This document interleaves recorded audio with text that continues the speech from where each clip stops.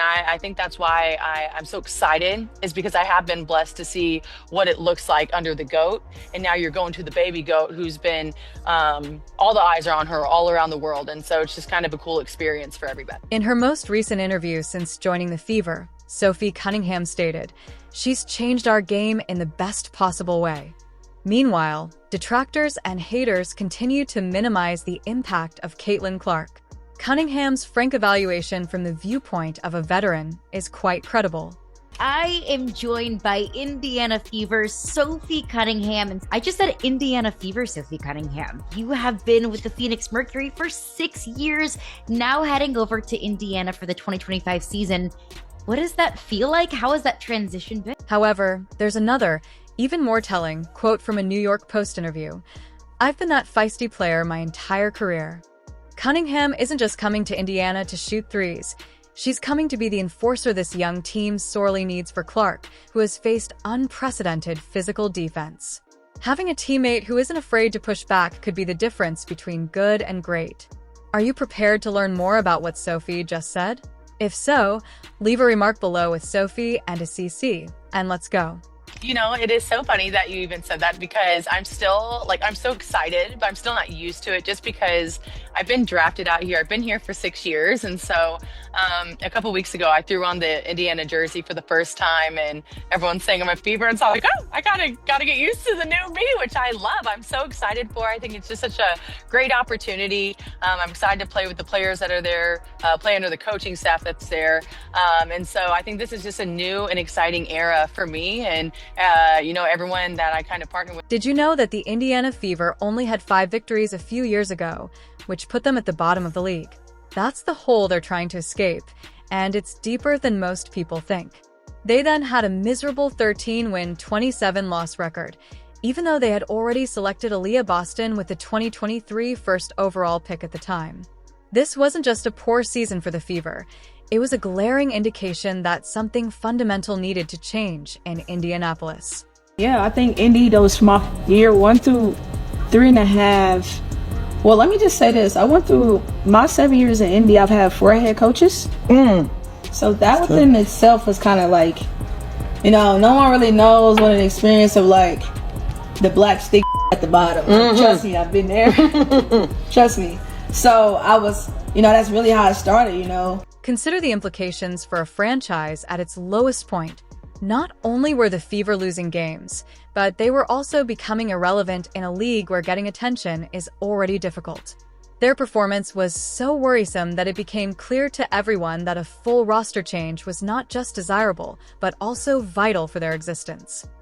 I left, it was still a rebuild stage. So different coaches got hired. And I think that at that point, we was trying to figure out whether I was keep swimming or if I would sink individually. And I'll be honest, I didn't know what would happen in my career. I didn't know how it would turn out, because the points were the points, the accolades were accolades, but it wasn't enough. That team winning. Team, not individual, team. Yeah. And anybody that wanted to compete and be a winner, it's about team. Then the 2024 draft arrives, and all of a sudden overnight, the team that no one was watching became the team that everyone was talking about thanks to the Feverland #1 pick and Caitlin Clark, perhaps the most important rookie in WNBA history. However, this is where things get complicated, because attention brings heat, and the critics and skeptics quickly began to question everything about this new look. Basketball analysts had real concerns when they saw a gifted rookie entering a system that still had a lot of flaws, and the questions weren't just coming from random social media accounts. Would Clark's game translate to the professional level? Could this young team truly compete with the league's powerhouses? And Diana said it best. This kid's in for a rude awakening. And they all jumped over her, but they didn't read the whole thing that she said. But nobody's printing. Diana Taurasi was right. This kid's on the wrong team. She's got the wrong skill set to handle the physicality of that league. And she's a rookie. And if you're a WNBA player, if you're any kind of player, you're going to say, I'm going to make a statement. When the 2024 season began, those early blunders only served to heighten the criticism of the team, which at times struggled to find chemistry. Clark was getting physically dominated in many games, with opposing teams seemingly taking turns attempting to welcome her to the league with extra contact. The Fever's weaknesses were on full display. They lacked toughness, their shooting was inconsistent, and most obviously, they had no enforcer or veteran presence to stand up when things got physical. It became painfully clear that talent alone wasn't going to cut it. They needed more than just skilled players. They needed battle-tested veterans who knew what it took to win at the highest level. They needed players who wouldn't falter under the intense scrutiny that comes with having a star like Clark on the roster. Are you in a position where you can add some pieces?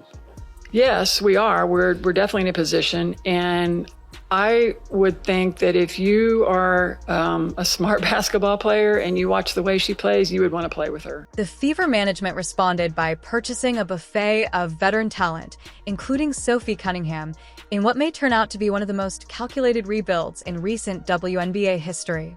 Bonner, Dana, not just any veterans, Sydney Carlson and Natasha Howard were players who had competed in championship settings, understood pressure, and could impart to the younger core what it truly takes to win.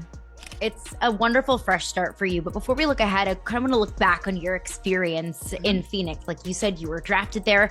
You spent the last 6 seasons with the GOAT, Diana Taurasi, who just announced her retirement. What have you learned from her?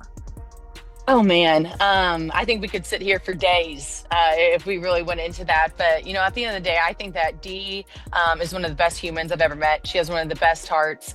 The way she not only thinks about life, but the game is just on a whole nother level. While the Fever front office planned these moves behind closed doors, no one anticipated the bombshell Cunningham would drop during her media tour. Of all these veteran additions, no one made a louder entrance than Sophie Cunningham. Most veterans tiptoe around praising rookies out of fear of building them up too quickly, but Sophie took a completely different approach that left basketball analysts stunned. But you went from playing with a true legend of the game to now a rising legend of the game in Caitlin Clark in Indiana. What is it about her? What have you observed about Caitlin Clark now that you're going to be one of her teammates?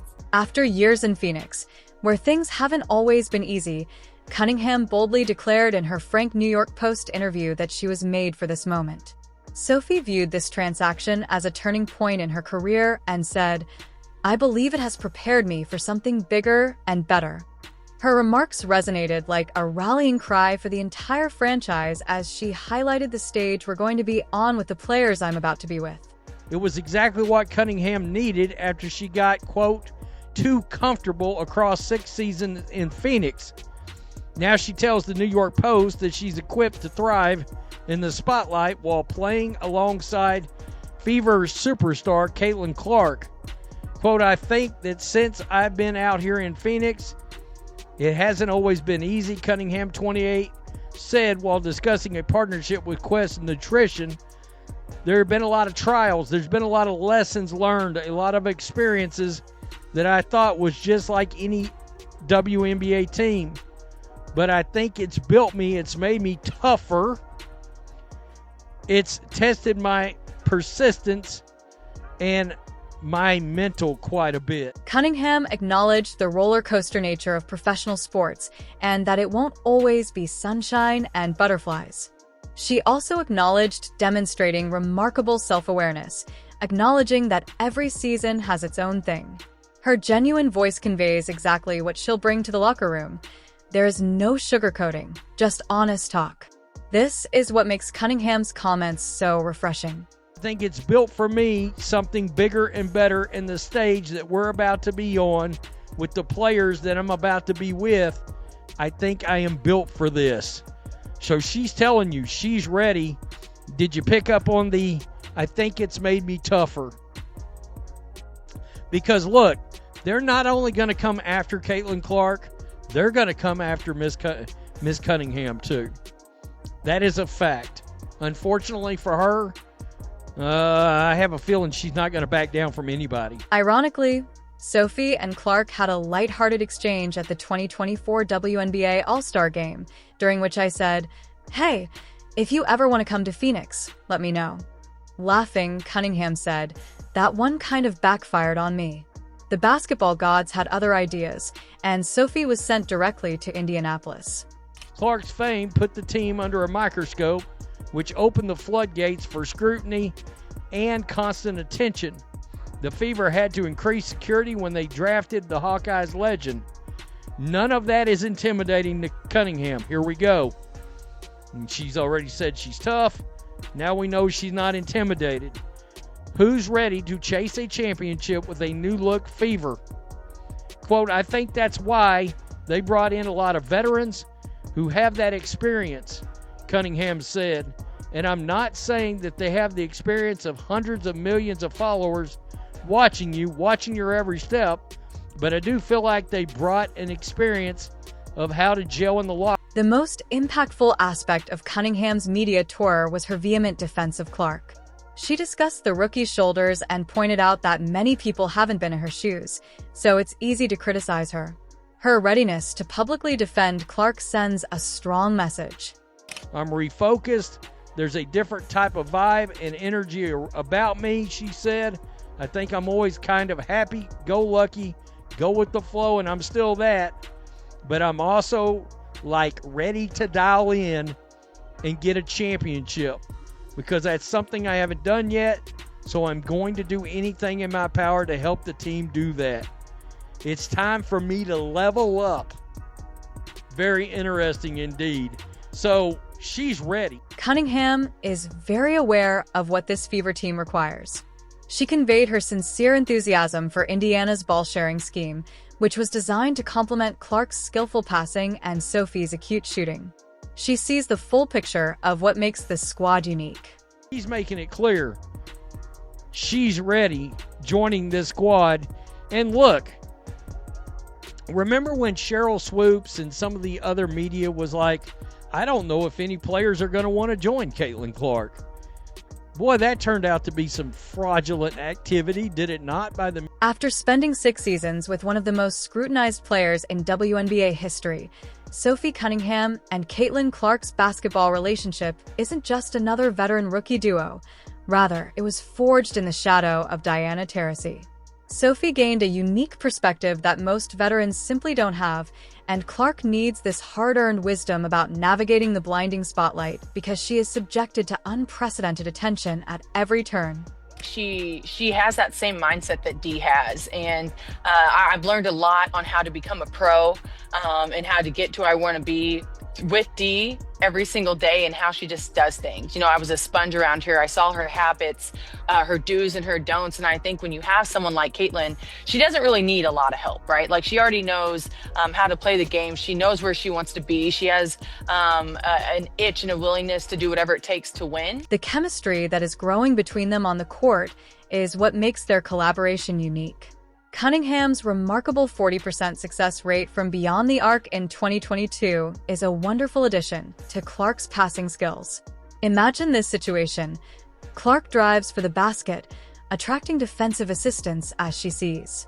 With a swift flick of the wrist, Cunningham, who is positioned in the corner, zips the ball to Sophie, who is left open as defenders attempt to contain Clark's bucket. This exact sequence has already occurred several times during preseason play. I do love the offense we're going to be playing. It's a motion offense. I feel like I haven't played in a motion offense since college, and so it's going to be run and gun, kick and shoot, lots of threes. A defender who stays close to Cunningham can't help against Clark's drives, and one who assists leaves a 40% three-point shooter unguarded, giving Indiana a definite advantage. Cunningham's spacing changes the Fever offense. Her threat from three-point range forces defenders to stay close, creating passing lanes for Clark to find other teammates. Cunningham's passion for Indiana's system is especially noteworthy. She expressed her excitement about joining a motion-based offense that emphasizes ball movement and sharing, saying, "I'm ready to dial in and get a championship." Me, I want to have a lot of fun with her. I want to win a lot of ball games. I want to win championships with her, but I also want to make sure that she's good off the court as well. And so I'm hoping that she leans on me if she wants it. And I think that's why I'm so excited, is because I have been blessed to see what it looks like under the GOAT. And now you're going to the baby GOAT, who's been, all the eyes are on her all around the world. And so it's just kind of a cool experience for everybody. The real importance of this cooperation is demonstrated during timeouts and after difficult losses, when Sophie's years with Taurasi taught her how to control expectations.